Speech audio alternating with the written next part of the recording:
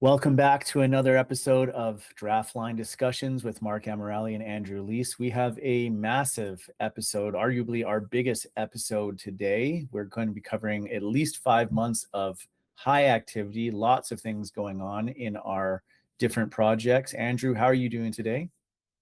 Just great, Mark. How about yourself? Well, I am recovering from illness. As you know, it's been a pretty rough week and actually past few months. I have not had as much illness run through my family as I've had in the last little while, ever. So, but you know what? 4 kids in 2 different schools, bringing home different things, struggling with it. I've never been sick 3 times in 3 months before, I don't think. And 2 of them have been doozies. So it's been difficult to struggle through and get everything done on time. I'm honestly lagging behind in a couple of things, but we push on and we get done what we need to get done because you know what? We work for ourselves. So it makes sense that we would push as hard as we can within reason. So how's your family doing? How's the new baby? She's doing really well. Fortunately, we're blessed with an exceedingly mellow, phlegmatic little deer. So she's happy and content. She sleeps well through the night for a 4-monther. Nice. Yeah, so we That's a couldn't be change, happier. isn't it? Your children haven't typically slept well in the first year or two, right? She's outside the mold. Nice. Yeah. Well, that's nice. Did I ever mention to you that when we lived up in Idaho, we were sick a lot too? I think you did. I thought you said these you had concerns about the house that you were in. It was older, maybe had some issues. Might have had mold. I don't Yeah, know. yeah, yeah, yeah. I don't I know. checked this house for mold, and I checked it for a whole bunch of things before we moved in. It had no concerns. But yeah, I don't think it's environmental. It's definitely viral what we're getting Mhm. because it sweeps through. It's not chronic, but yeah, geez. I mean, like usually my family will get sick all in sequence over the winter once. But I mean, 3 different times. It was February, it was March, it was April. It was not everybody every time, but it was everybody twice, and it was not good. So, I'm glad we're looking at better weather. I'm looking at the cherry blossoms just starting to come into full bloom outside my window, and this is my favorite part of spring is when those cherry blossoms. First week of May, they're completely out every year, and I always look forward to that. And yeah, I'm also a big leafer too. So my wife is always astounded how much I like leaves and flowers. No, it's beautiful up there this time of year. I love it when the flowers come out and I remember the neighborhoods get so lush up there. Yeah, It's really yeah. nice.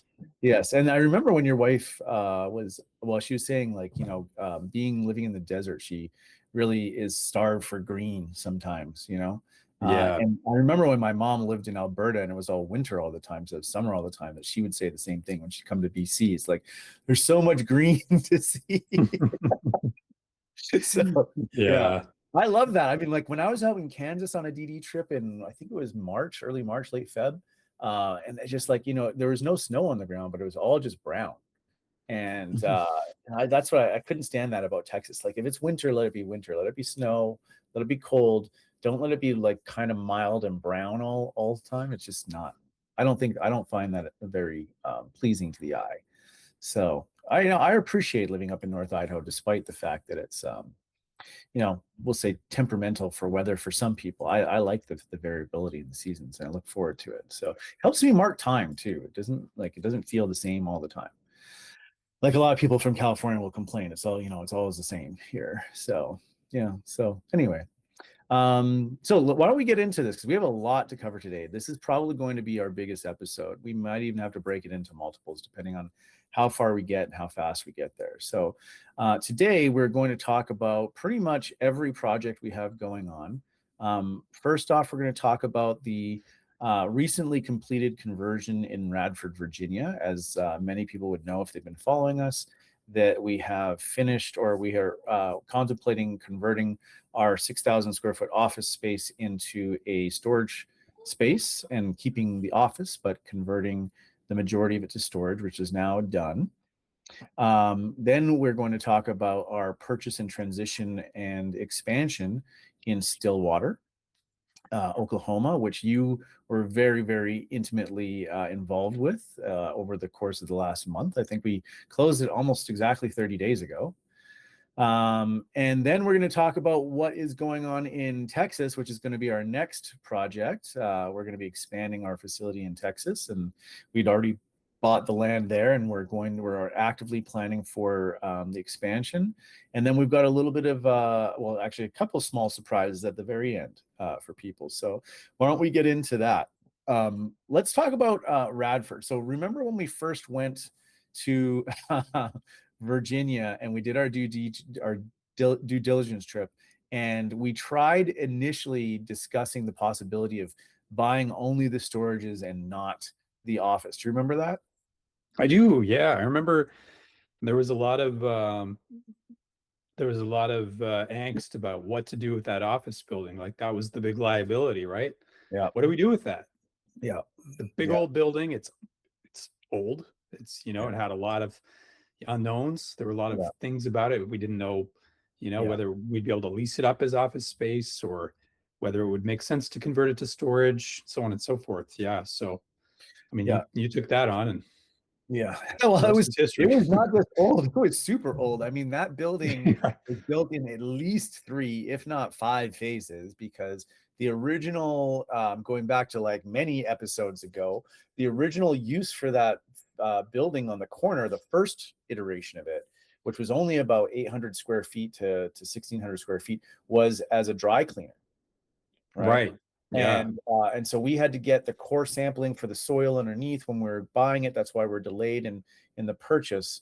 And the long and short of it was a dry cleaner in the 1930s through 40s. So the building is almost 100 years old. Then it was expanded. I think Ben Harris's father bought the building sometime in the 60s. I think it was 1965, the year Ben was born. And they at some point expanded it to be the footprint of the downstairs. And then fast forward 30 years, and then Ben had come into his own and had started working with his father. They had been into construction, metal fabrication, equipment leasing, and then eventually into storage. But in concert with their construction company, they built a second floor on top of the first floor to expand their office space because they needed more office space. He said at some point during the life of that company, Harris Construction, they had over 400 people headquartered out of that building. And so they had, I think, 13 offices or so in total.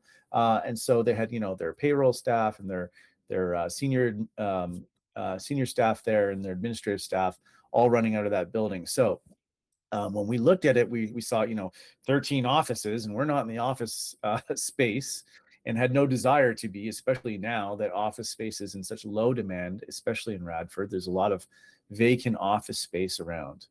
So we did not necessarily, love the idea of carrying that building, but we did suspect that the building would be able to be converted into storage.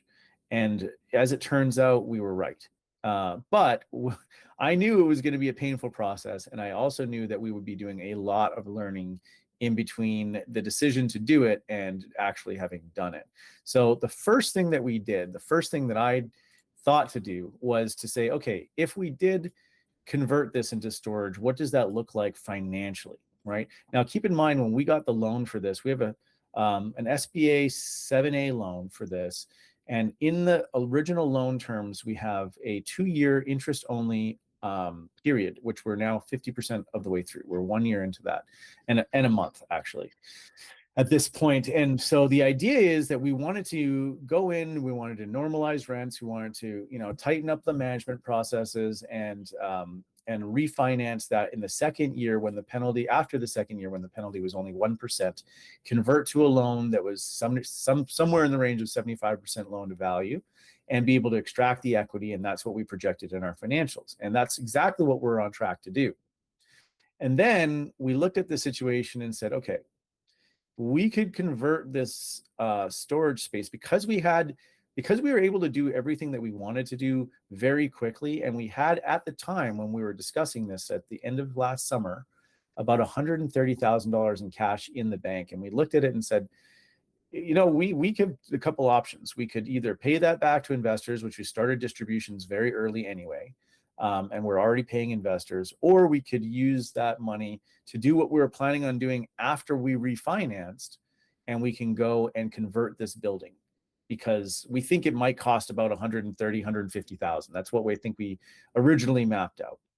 So we started the investigation to that. But before I even started down that path, I'm going to share a screen to give an idea of how we were thinking of doing this. And this vision has changed a little bit, but the spirit of it is the same. So here is the financial analysis on what we thought that we could get for rents. Now, keep in mind, when we first set out to do this, we thought we were going to get about, I don't know, what did you say, about 4,000 net rentable square feet? Is that Yeah, what I kind of I thought thought? that was Right? reasonable. Yeah, We yeah, thought that was maybe reasonable out of a 6,000 square foot building with 600 feet carved for office space. But right. we learned the hard way that that wasn't going to be the case. Now, I'm not saying it wasn't unreasonable what we ended up coming up with. I think we came up with a very clean solution. But at the end of the day, two things surprised me. Number one, we only got about 2,300 square feet of net rentable square feet, which you can see here in terms of the total square footage. But that's constituted by about 67 units. So if you think about it, 67 units is a nice small little facility, a whole little facility in that tiny little space. And it's all already there. We didn't have to buy the land. It's already enclosed. It's climate controlled. And it made a lot of sense when we looked at the numbers, because what we saw was this was our gross potential rent. That's what GPR stands for. So we thought that we could get somewhere in the range of $5,000 to $6,000 in a really busy month with all the students, because there's very little 5x5 and 5x10 climate control units around. And we thought maybe, around $7,000 in a high month and around $4,000 in a low month when the students are not there. So those were, and so our average normalized monthly would be in that $5,000 range. If that was the case and we increased our income by about $57,000 a year, then it would be definitely worth it to go through the pain to do this conversion, especially if it was going to cost in the range of $150,000, which is what we originally set out for. Now, I think you can already read where this is going, because it did not cost $150,000. In fact, here are the costs for it, almost to the penny. And the total cost to convert this was about $250,000. And the reason for that is primarily in this line item here. Okay, so that contractor, I'm not saying that they did anything incorrectly, but one thing that I think that could have been improved is if we had brought on an architect internally a little bit earlier before getting the construction budget. And I'll get into why that is in a second. But the essence of this cost overrun, the majority of that cost overrun, I say cost overrun. It's not really an overrun when your budget was not fully fleshed out in the beginning. It's just you run into things that require the scope to be changed. And the primary reason for the scope to be changed was life safety and code compliance. And what I mean by that is there was a code that we found when we were doing the architectural analysis of this design that required us to construct some fire mitigation that we never anticipated we would have had to do. So let me back up and explain what I mean by that. The first thing that we did when we analyzed whether or not we could do the conversion on this building at all, which is logical, is we decided to look at the structural integrity of the building and make sure that the building could support the weight required for storage. And so that is much higher than a regular office building. You need at least 125 pounds per square foot of tolerance on the second floor to be able to build storage on it, because you would load a storage facility with much more weight than you would an office building. So 80 pounds per square foot is normal. We needed 125. And thankfully, after paying an engineer thousands of dollars and taking several months to get to the answer to that, we eventually did. And Cornerstone Contractors, the guys who did the work for us, they were actually able to slice through the red tape and slice through the cost and get us a report within a few weeks once we found the right people for $4,500 versus another firm that we didn't trust as much, taking months and months and months to get us an answer and never getting us an answer that wanted to charge us $7,500 to do it. So Cornerstone came through for us there, got us the answer. We found out we had the structural integrity. We checked for asbestos. We checked for other environmental things. And we spent about $8,000 or so doing that. But we felt we had our answer in, you know, why we could move forward and do this conversion. And so we engaged Cornerstone. I flew out in October of 2025 to look at the building with Cornerstone to finalize the bid. And they came back with a bid of about $120,000 thereabouts. And at that point, I was, I believed we were in line with what it would cost within the 150 range to do that, because we had 130,000 in cash in the bank, and we were also going to be making money while this conversion was ongoing. So I knew that we would be able to pay for it. So we decided to move forward. And also time was of the essence, because if we didn't start by November, December, then we wouldn't have the 3 months required to finish the project before the students let out of school in April, May, and the building would fill up. So we needed to make a decision, and we did, and we moved forward based on that information. And then the architect came onto the scene. So that was that was where things started going on a different path than we originally planned. And the reason is because we engaged an architect that, again, wasn't really working out for us. The lady was not familiar with the town, the project. I got in contact with the previous owner, Ben Harris, and he was thankfully able to connect me with the original architect that designed the upper floor and had plans for the lower floor. So we really caught a good break there. And he was able to help us do the architectural work at a significant discount to what we were originally quoted. And but as I mentioned before, he found this really weird, really, in my opinion, silly code requirement. And do you remember what that was? Something about the sprinklers, right? It was had to do with the size of a storage space and what you could store in it, depending on how Oh big yeah. it was, right? Basically, what they said is if you're going to be storing in an area with more than 2,000 square feet that wasn't built of pure metal, that you either had to partition the area for every 2,000 square feet, or you had to sprinkler it. So the sprinklering idea would cost at least $50,000 to run sprinklers through that whole building. And the reason was if they stored one of two items in there, if they stored a mattress or if they stored upholstered furniture. And I said, well, I went to the building official and said, can we not make a restriction to say you cannot store those two items in this building? Everything else is fair game, so that we can save ourselves the extra tens of thousands of dollars to sprinkler or separate. And he said, in a word, no, because once you are allowed to store things in there, you will not be able to restrict what's in there. And I said, well, I mean, that's true of any storage, isn't it? But I lost that argument. So the gist of it was that we had some major planning to do in terms of creating a firewall. We really had to separate the building along its original expansion lines. And it cost over $30,000 to build a 3-hour firewall through the building and across down the middle and layer it with three layers of drywall. It was quite a job to do that.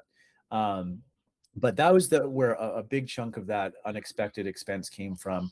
The other expense came from some unexpected electrical issues that we ran into. So the building wasn't properly grounded. We needed to put new breaker boxes in and replace a lot of the old electrical, because remember, it was a very old building. And then also there was a structural issue. So one last kind of later curveball that we were thrown was the on the design of the original building, there was no supports where we found 4 different building supports.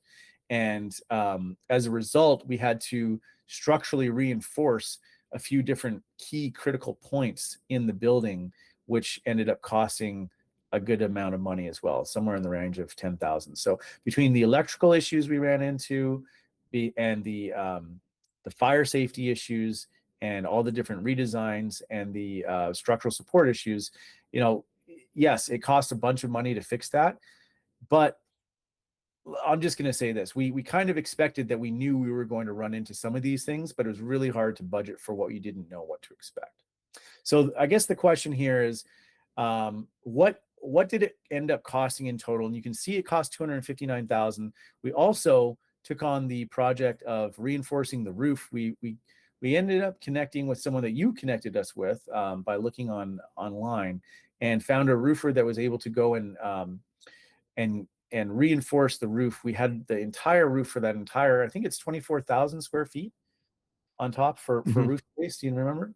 And go It's and over coat 20. that. It's over 20. Yeah, and he was able to go in and really address some of the issues in that roof. So I got some pictures to show you what the roof looks like now, and I got one that shows what it did look like before. And I'm very glad that we had that work done, at least on the metal roofs earlier. The flat roofs look like that's a little bit more life, but I mean, considering the reasonable cost that Mike cost us to do that, it was worth it to push forward. So we took on all of that, and the total bill at the end of the day is $276,000. Now, I will reiterate that if you remember, when we first envisioned doing any of this, contemplating doing any of this $276,000 spend, we initially envisioned doing this next year at this time. Why? Because we initially envisioned refinancing at that time, pulling much more cash than that out, and using that cash to do everything I just described. However, I realized that if we did that, if we had the ability to do that before the refinancing, then we would be able to refinance with the revenue that I described in this sheet here, right? And so the question is it worth it? And the answer is, in my opinion, yes. Why? Because of this number right down here.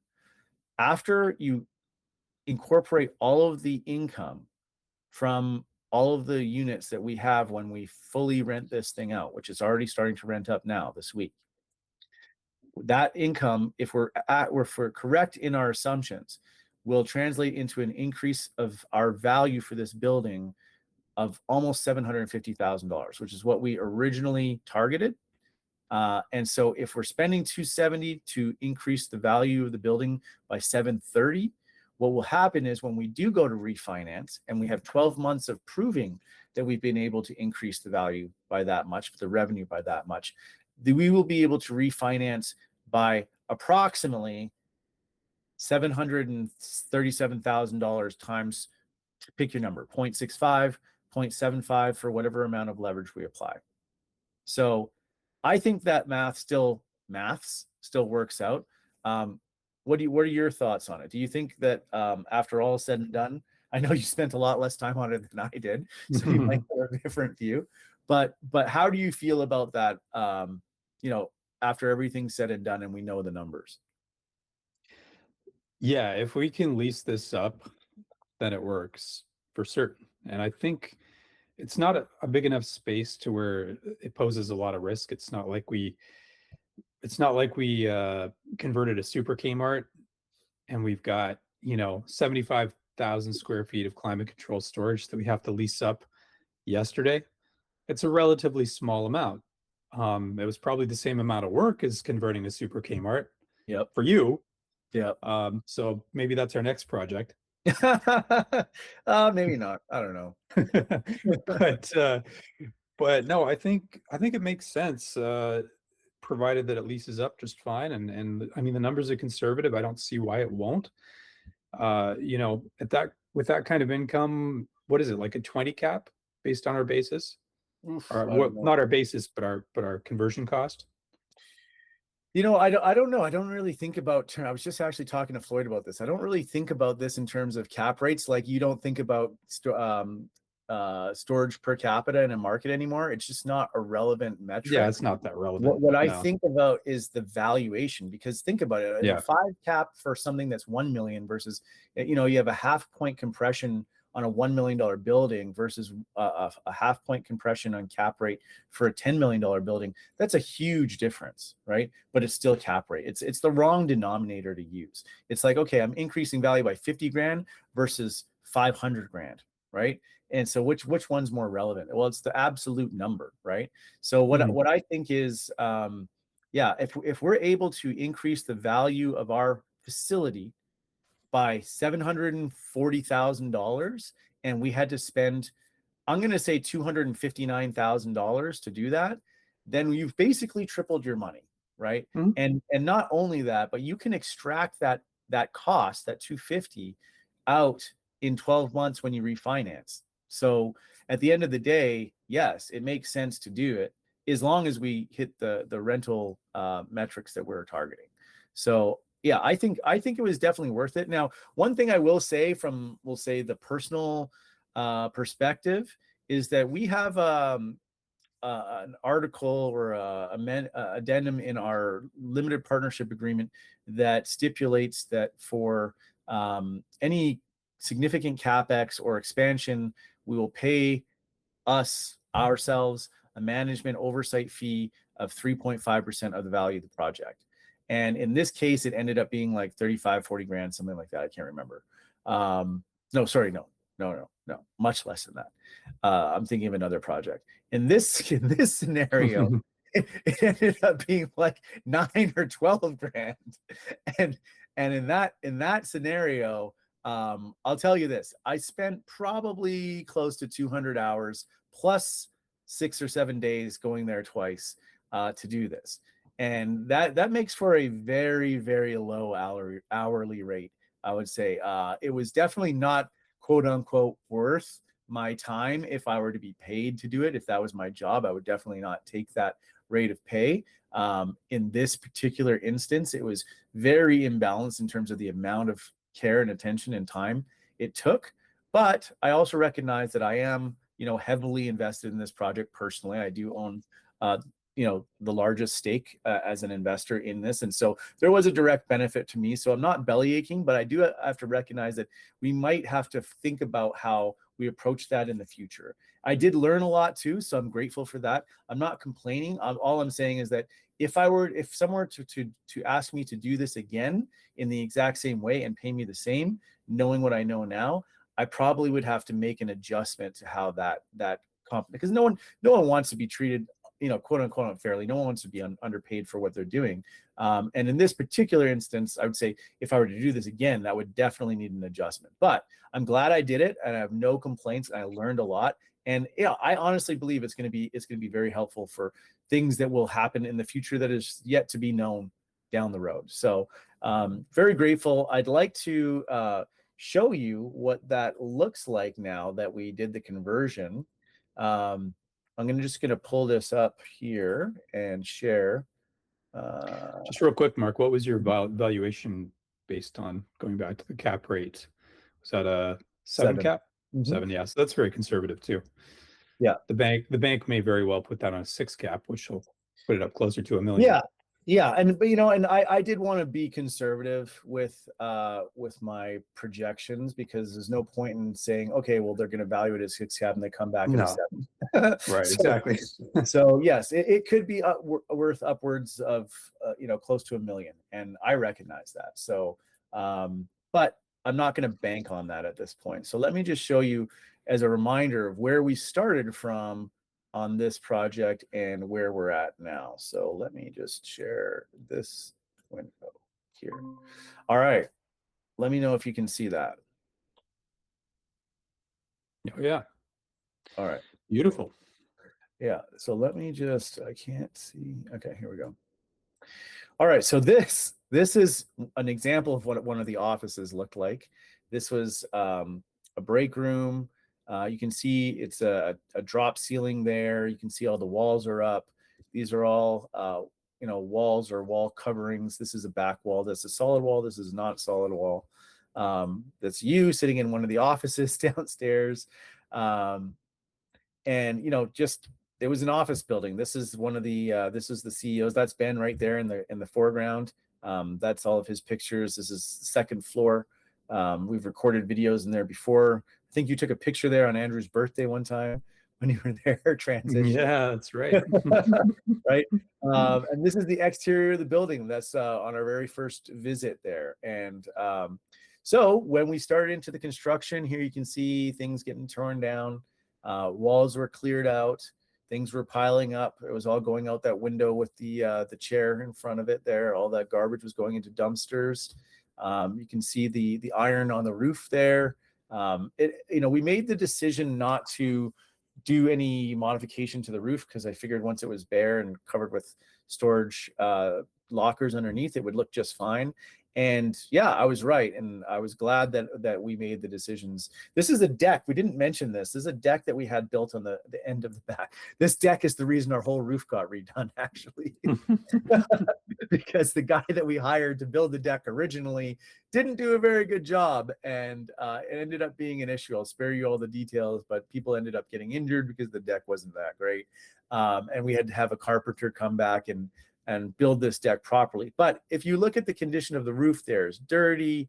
It looks like some water has been pooling on it, and so the guy who tried to build the deck for us ended up redoing the roof and recovering the roof for him. His name's Michael, and he is a roofer, and he did a lot of good work for us there over a long period of time. And I was very glad that even though what he lacked in deck building skills, he made up for in dedication to covering that roof. And he did a great job. I've got some pictures of that. So now that we have the building emptied, here we go. You can take a look at this.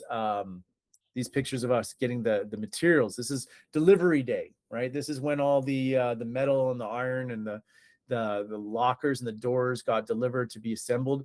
We had a crew come up from North Carolina who specialized in constructing these. So this is the floor when it was blank slate upstairs. They had repositioned all these grills to be in line exactly where they needed to so that the air could circulate and not be in storage units.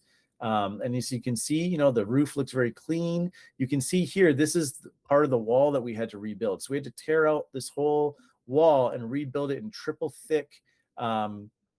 I'm not sure if you can see my cursor moving, but No, can't see it. okay. So on the left side, you can see there's a drywall that's fresh drywall and not green, because that wall was green before. We had to replace that whole. We had to tear it down to the studs, put metal studs in, put 3 layers of drywall, encapsulate the stairwell, put a fire door in between, reroute all the HVAC, redo all the flooring, and this is what it looked like before any lockers were moved in. All right, so this is upstairs. We have some 5x10s going there. This is also upstairs where the 5x5s are. And this is the back of that drywall room after the lockers have been assembled. So very clean. I love this color scheme with the off-white and royal blue. Yeah, it looks great. This is Looks really downstairs. nice. You can see we hung those octagonal lights, which was You didn't want to do those upstairs? no, the reason we didn't do those upstairs, you see that that center. I wanted to do it upstairs, but as you can see, the support beam is very narrow up there, and the roof is also lower up there. So we couldn't suspend this. In fact, we couldn't even suspend these because we had to stick them to the ceiling. That's another, we'll just say one of the very few things that I wouldn't have decided on myself, but that's how it got done, and it works. But it's clean. Downstairs, you can see it's bare concrete. We didn't try to coat the floor there. I think that worked out really well. Upstairs, we had to do new commercial vinyl tile for the whole floor, which we thankfully got done at a reasonable cost. But yeah, the lighting up there, again, not what I planned, but it's very functional and supported very well up there, and it works for the space. So at the end of the day, that's what we got. And they're ready to go, they're ready to rent. It looks really, really well, really, really good. And you can see, if you look even at the subtle details, like we ended up putting these grills right, not in front of doors, but in between the doors. And that's how it ended up working pretty much everywhere, upstairs and down. So we were very pleased with that. That all worked out well, because that was a huge concern. I was considering suspending the HVAC system from the roof, but there wasn't enough space and it would have cost twice as much. So we just did what we could with what we had. I mentioned the roof got redone. So this is what the roof looks like now after Michael is done. That was a big, big job through many different warm and cold and rainy days that he did that over the last month and a half. And so our roof has been recovered. It looks great. It is waterproof. The flat roof, same thing. Here you can see some of his buckets. That is a huge roof to have done.